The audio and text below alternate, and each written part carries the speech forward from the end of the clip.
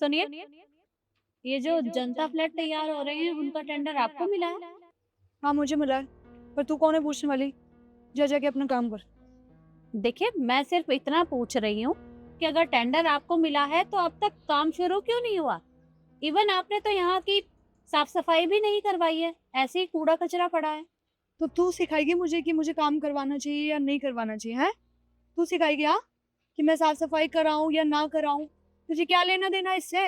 मेरे को मिला है टेंडर, मैं अपने आप काम करवा लूँगी। निकल यहाँ से चल। देखिए, मैं यहाँ से कहीं नहीं जाने वाली। मैंने जितना पूछा है सिर्फ उतना जवाब दो, और मैं आपसे प्यार से बात कर रही हूँ, तो आप भी मुझे प्यार से जवाब दे दीजिए। सॉरी, मुझे प्यार से बात करनी आती नहीं है। क्योंकि तेरे जैसे लोगों से ना ऐसे ही बात की जाती है, जिसका कोई लेना-देना है नहीं मुझसे, पर यहाँ आके अपना ज्ञान पे ले जा रही है कि तुमने साफ-सफाई नहीं कराई। कौन होती है तू ये बोलने वाली? मैं चाहे कोई भी हूँ, लेकिन आप सिर्फ इतना बताइए कि अब तक काम शुरू कैसे नहीं हुआ। अरे काम। अरे मैम, कैसी बात कर रहे हो? हमारी मैम काम नहीं करती। हमारी मैम सिर्फ घूमने फिरने में ध्यान रखती है। वो हेलो, तुम मेरे साथ काम करते हो ना? चुप खड़े रहो यहाँ पे। बकवास कर रहे हो। सैलरी मुझसे लेते हो, इससे लेते हो? सैलरी तो वो तुमसे ही लेता है, लेकिन सही कह रहा है वो। तुम्हें काम करवाने से फुर्सत ही कहाँ मिल रही है। और एक बात बताओ मुझे, तुम्हारा ऑफिस आवर्स चल रहा है और ये किस तरह के कपड़े पहने हैं तुमने? यहाँ लोग देखेंगे तो क्या कहेंगे? इवन मुझे तो ऐसा लगता है कि तुम्हें टेंडर का जितना भी पैसा मिलता है वो सारा तुम अपने ऊपर ही खर्च कर लेती हो। अरे ये तो आपने बड़ी जल्दी पहचान लिया।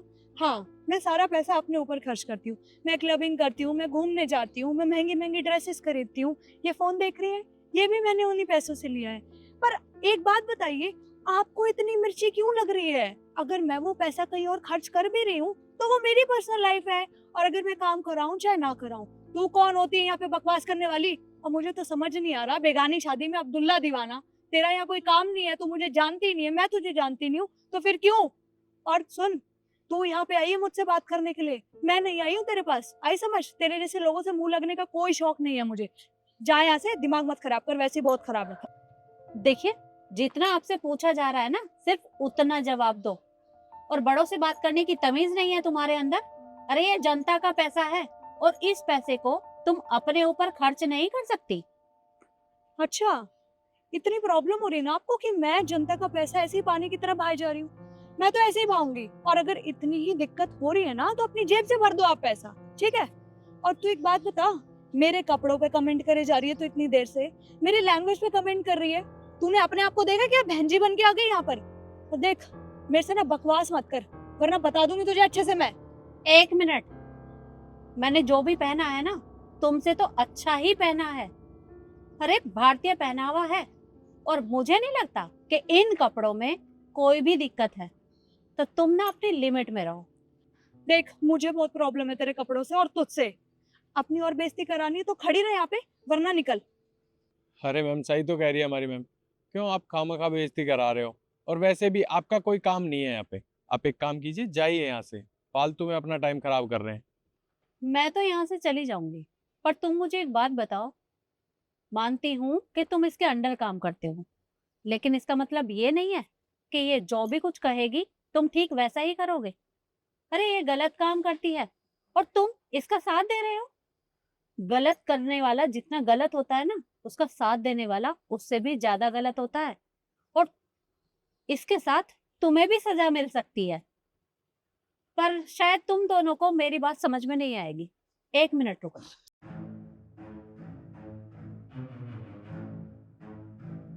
पता नहीं किसको फोन कर रही है अब।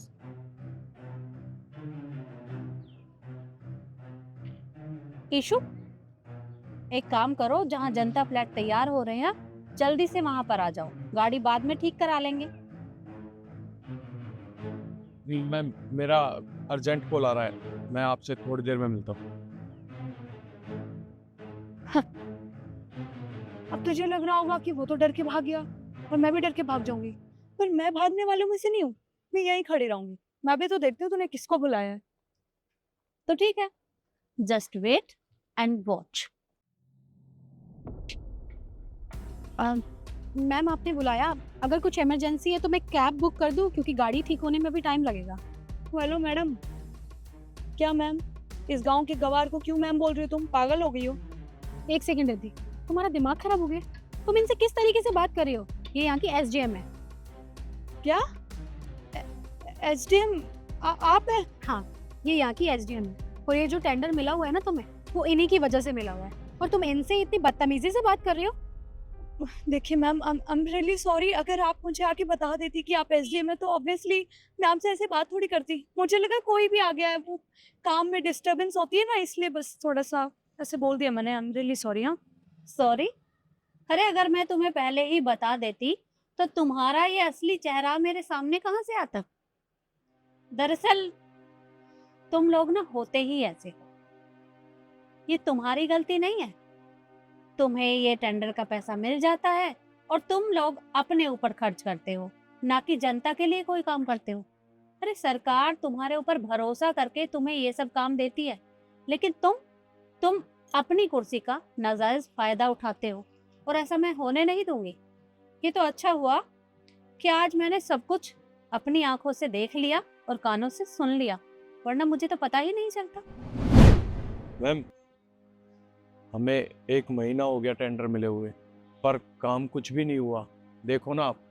और हाँ, एसडीएम मैडम का भी फ़ोन आया था, बोल रही थी कि काम कितना हुआ है। अब मुझे समझ में नहीं आ रहा मैं क्या जवाब दूँ उन्हें।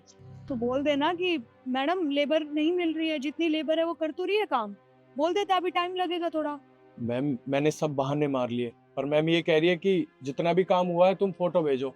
अब आप ही बताओ कहाँ से भेजूं फोटो? एक काम कर, इस पीछे वाली बिल्डिंग की फोटो भेज के बोल दे मैडम ऑलमोस्ट बन गई है, जो थोड़ी बहुत बची है वो 1 महीने में बन जाएगी, बात खत्म।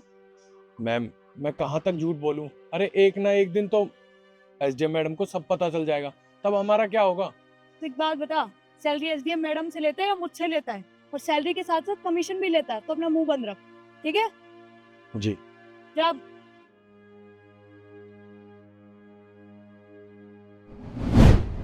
तो अब तुम बताओ, तुम्हारे साथ क्या करूं मैं? तुम तो कितनी देर से मेरी इतनी बेइज्जती करे जा रही थी, यहाँ तक कि मेरे कपड़ों पे कमेंट किया। क्या तुम्हारी मम्मी भी साड़ी नहीं पहनती? वो भी तुम्हारे जैसे कपड़े पहनती है। इस उम्र के लोग ऐसे ही कपड़े पहनते हैं और ये भारतीय पहनावा है, और मुझे नहीं लगता कि इस पहनावे में कोई भी खराबी है।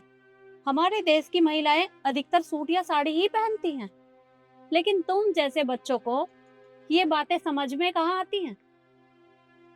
लेकिन देखो, तुमने जो भी किया है ना, बहुत गलत किया है और मैं ऐसा अब होने नहीं दूंगी।